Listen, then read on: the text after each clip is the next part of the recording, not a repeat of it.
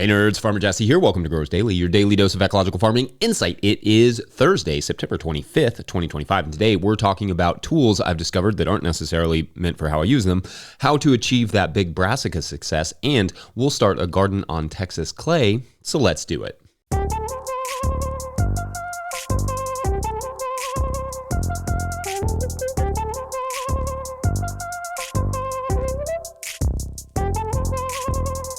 All right, happy Thursday, everyone. I hope you all had nice weeks so far. Maybe you even got some cooler temps like we did and some rain like we did, like we are literally at this moment. It's been raining all night, punctuated by exceedingly loud thunder that our poor dog can only assume is the apocalypse. I'm basing this on her activity and also just like what she puts in her journal. But I'm happy for the garden. It has been waiting a long time for some good rain. Otherwise, I spent the morning harvesting and then clearing out the cherry tomatoes out of our tunnel, which is a little bit sad with the lack of pruning in the end of the season, the sunlight diving and all that stuff.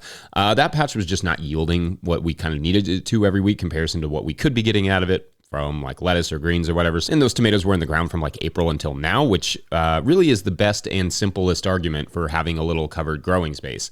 6 months of tomato life.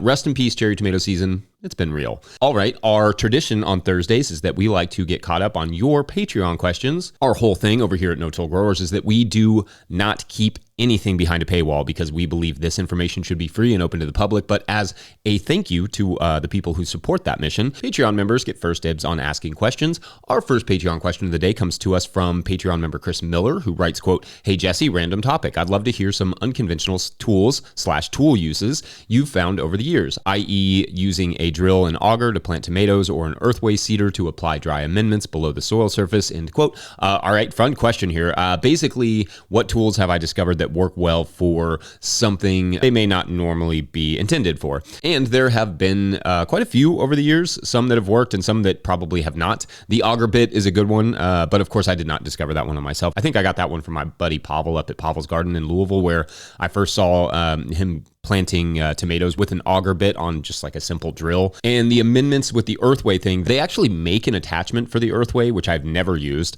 But I was just looking at some dry amendments one day and then looking at the earthway and then back at the dry amendments. And I thought, why not just skip the middleman here and use the biggest seed plate possible and just put the amendments right, I think it was alfalfa meal, right there into the hopper and push it. And it worked relatively well, inserting the dry amendments like into the middle of a bed while I think it was Napa cabbage at the time was growing. And I thought, hey, there's maybe something here. It's a little hard to push that earthway through because it doesn't have a double disc opener. It has that shoe that catches on everything, but maybe with a double disc opener, it could work a little better. Doing that, what we call side dressing, to add to our farmer lingo convo this week. I still do think my preference though would be to be able to use like a jang or something with a double disc, but I just don't have a seed roller yet that is big enough for the jang and the amendments together because it would have to have pretty giant holes. Anyway, I have also found the hand scythe or the hand sickle comes in pretty well.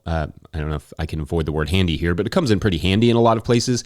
I've used it to cut excess garlic scapes really fast, like just go through the patch, whatever wasn't harvested in the first rounds that's just kind of sticking up. I can cut those really fast with that hand sickle. I've used it to knock back grasses and weeds in tight spaces, which I think is kind of what it's meant for.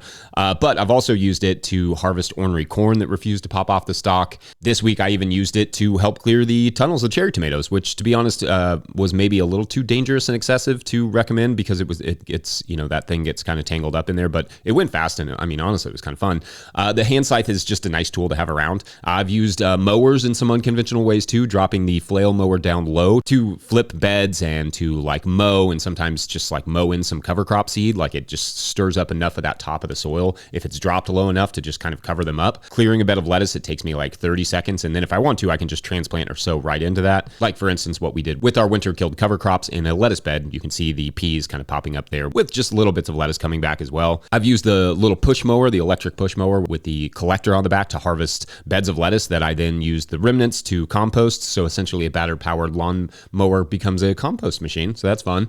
I think to some extent unconventional is sort of the name of the game in small scale farming. Oftentimes I'm using, let's say like fiberglass fence posts as stakes for bed marking, or we're looking for solutions to problems from other industries, like a foot pedal for a washing station is a good example, though my buddy David Ladner came up with that, not me. In some ways, it's kind of hard for me to think of examples because basically everything we use is an example. My weed whacker becomes a bed flip tool, or my broad fork helps me to dibble holes for leaks. Everything kind of has multiple uses. Moreover, there are really only a handful of tools that I can think any farmer absolutely needs. Then everything else is going to be specific to them and their management. For instance, a couple good stirrup hoes, a wheelbarrow, some 5-gallon buckets, and a rake, and some good shovels will get you pretty dang far, at least in the field. Then everything else is either, dialing it in, like getting a nice seeder or harvesting tool. Then obviously you need to manage your wash pack and all those things. Or it's just piecing it together from what you already have or what, is affordable to you. Anyway, what say you all? What are your more unconventional tool usage stories? Let us know. Otherwise, we're going to take a quick break. And when we come back, we will Brassica our hearts out. Broccoli right back. That was fun to say.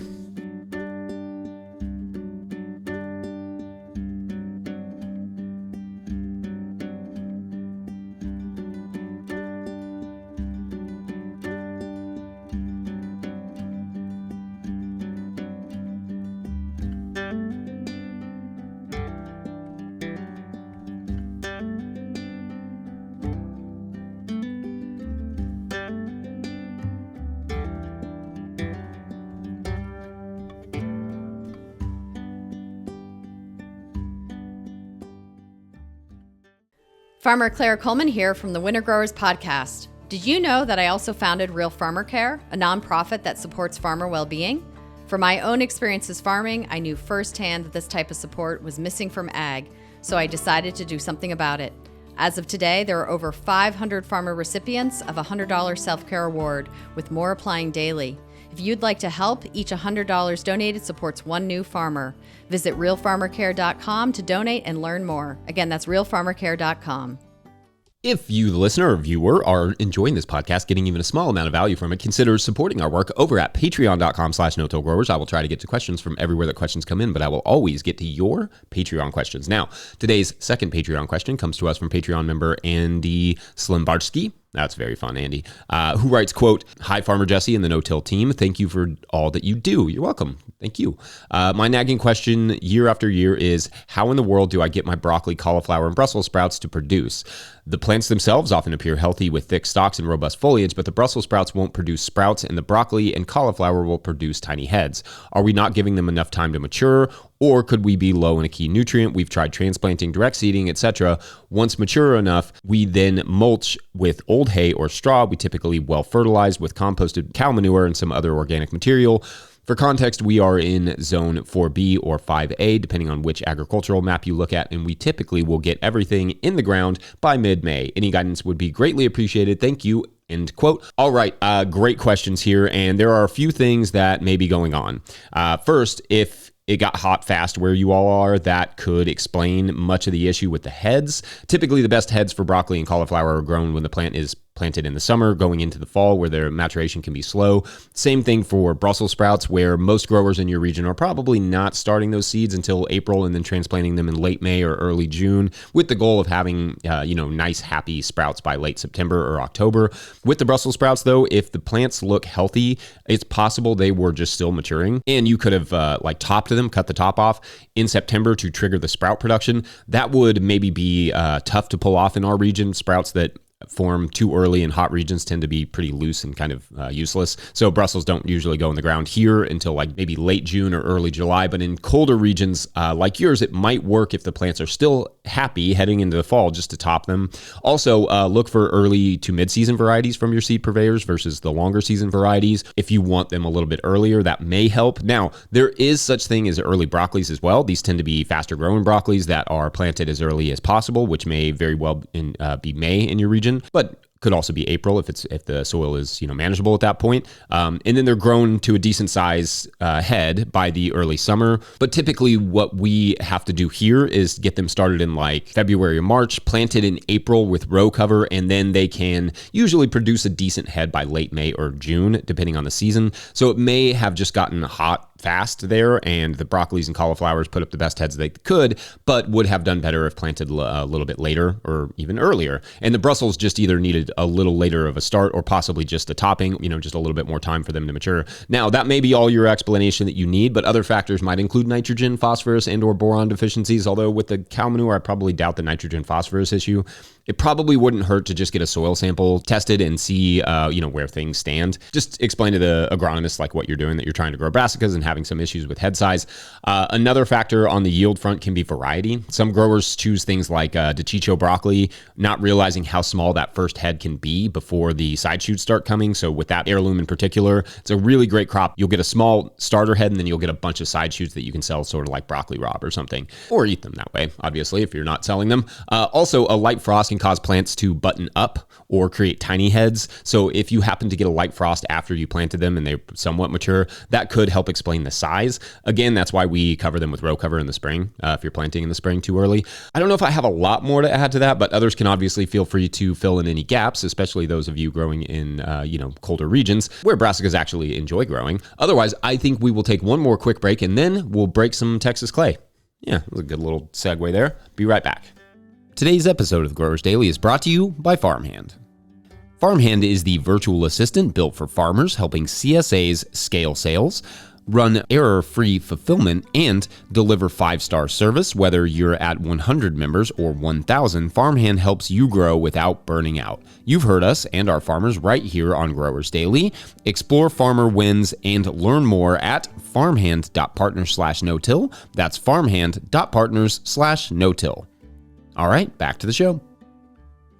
All right, our third and final Patreon question of the day comes to us from Earl, who writes, quote, "Hi there, love the YouTube channel." Thanks, Earl. Also bought your book many months before I knew the channel existed. My wife and I, at the beginning of the year, got out of the city and purchased 46 acres in East Texas. Besides the house, it's untouched meadow and timber. In the fall, we will still be starting 3 50 by 50 plots for no-till gardens. One plot for this spring and the other 2 for following seasons. I watched many times the start from scratch video. I believe we will have to start out with an initial till. Currently, the East Texas soil is characterized as Texas clay pan, tan-colored hard soil with 5-foot native grasses growing in the meadows we will be turning into gardens. My question is this: will there be a big difference if we do a typical till 6 to 8 inches only, as opposed to using a rotary tiller after mulching the existing grass? Have not been able to locate one and frankly can't see the difference since we are following your guidelines after that. Thanks in advance and hope to see you at the Dallas convention. You should come out and see the land, end quote. I love Dallas. We have family down there. I always enjoy going there and they have a good soccer culture. So you may see me down there at some point. But great questions here. I'm assuming that by mulching the existing grass, you mean just kind of like mowing it down. If you already actually mulched over top of it, though, obviously you won't be able to till that. I'm assuming that's not what you did, but I just want to make sure that's clear. But if you do mean, mowing the existing grass and then using something like the rotary plow, which I think is what you were talking about with the rotary tiller, that does work fine. It sounds to me like you're kind of considering the right things, but what I would consider doing, just to make sure it's clear, is mowing the existing grass, adding some rich compost and whatever other amendments that you might want for long-term soil health based on your soil tests, and working that in with whatever tiller you do have access to. Now, I will say, if it is hard Texas clay, a basic tiller may not do the trick, as it seems like you sort of suspect here. You will only know that by trying, but if you can't get a shovel into it, you can't get a tiller into it, and you need to probably hire someone with that machinery to do that work for you. Otherwise, the tiller's just going to skip across the ground. Specifically, you will need to add your amendments and compost, then break it up with a plow and or some sort of ripper, and then till it after that. Then after you do that, you can form your beds. And like I always have to remind people so that the comment section doesn't go berserker here, that should be the last time you ever really have to work the soil like that. If you do it right, you will never have to work that soil again at any sort of depth. You don't have to use the rotary plow or rotary tiller, as you called it. That is just an easy tool that can both hill up the beds and plow them kind of at the same time, or at least be just like one tool for 2 jobs, but it is not a requisite. It could be a plow and a tiller or whatever just makes the most sense for getting that soil broken up and getting those amendments worked in there. For me, it's like a house where you really just want the best foundation possible so that you can build a really healthy and long-lasting garden on top of that. I've tried to skirt this in basically every way possible, breaking up the soil like that. And what I find is that, and this is the opposite of a surprise, not setting the garden up for success in the beginning just leads to a hard, long path of recovery ahead. You can recover it. It can do fine. Not always, especially not on clay. Clay is unforgiving. Anyway, I'm not sure if that was helpful there, Earl, and feel free to add to what you wrote, but wishing you all the best of luck. I actually, like I said, I really love Texas, maybe in big part because of the food. Not going to lie, I've had maybe the best enchiladas verdes there that I've ever eaten anywhere in the world. But I also see a ton of room for more agriculture in Texas. Without a doubt, especially in the winter, I should not be able to go to the farmer's market in December or January and not see it bustling with local people, but not local farmers. So yeah, lots of opportunity there. All right, fun stuff as always, Patreon members. Please get your questions in so I have lots of fodder over the winter. Otherwise, we're going to call it a Thursday. But before we go, we're going to get a quick word from our friends over there at Rimmel Greenhouse Systems. Whether you're growing tomatoes for market, flowers in the spring, or vegetables for your family, growing in a high tunnel protected from the weather provides the right environment for a harvest you can count on. Even brassicas. Yeah, they grow well in a tunnel. Rimmel greenhouses are strong, durable, and easy to assemble, offering the quality you need to grow productively year-round. The team of experts at Rimmel Greenhouse Systems will be your trusted partners to ensure you get exceptional value from your greenhouse or high tunnel investment. Visit Rimmel.com today to get growing. Don't forget, No-Till Growers is now officially a nonprofit 501c3, so donations are tax deductible and greatly appreciated. You can learn more about how to do that in the show notes, especially if you're looking for an end-of-the-year, contribution for your get a little tax break and, teach people how to farm simultaneously. That's sweet, sweet deal. Please make sure to like and subscribe and or follow wherever you're getting this podcast. That's an easy way to help us out. An enormous thank you to all of our show sponsors. And if you'd ever like to sponsor the show, you can reach out to Farmer Michelle at no-tillgrowers.com. Huge shouts to Willie Breeding for the theme music, which you are still allowed to cover. We've got 5 more days of September. So get those covers in to Farmer Mike at no-tillgrowers.com. Speaking of Farmer Mike, shouts to Mike Hilbert for the production help and editing. Also shouts to Epidemic Sound for the background music that you can hear. That's me drumming. I hope there's drums in it, though. If there's no drums, then that's not helpful. Pick up a hat or a copy of my book, The Living Soil Handbook, at no-tillgrowers.com to support our work. Big thank you to everyone over at patreon.com/no-tillgrowers, where at a certain level, or if you just bump up from one level to another, or you sign up in the month of September, you get a shout out on the show. So big shout outs today to our lamb. Our lamb, keeping the story going this week. Shouts to our lamb. All right, so this week's story, as you will remember, Farmer Susie and the boar, named Boar, I guess, are both stuck, staring at each other. The boar's in the fence. Susie's hurt herself, and she's just kind of laying on the floor, and the boar's between her and the exit. They're just kind of staring at each other, and Susie has fallen asleep out of exhaustion and out of recognition that she's not going to survive if she doesn't rest and get some energy to move. And when she opens her eyes, the boar is there, also resting. The sun is up. Her leg is throbbing in pain, but she feels she has a bit more energy and decides, I'm gonna try and move here. I'm gonna try and get out.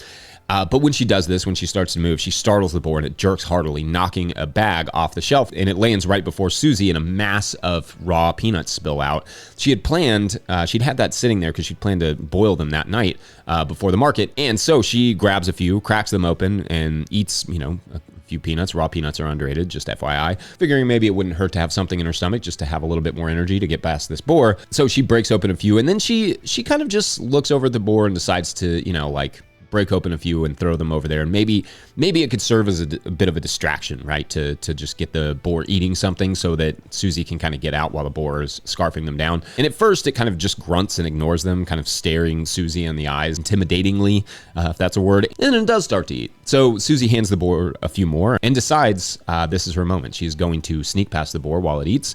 And that is for tomorrow on Burled, because that's still the best title I've come up with anyway. Thanks for watching and/or listening. We'll see you then for Feedback Friday. Get your feedback in so I can Friday it. Thanks for watching and/or listening. We'll see you then. Bye.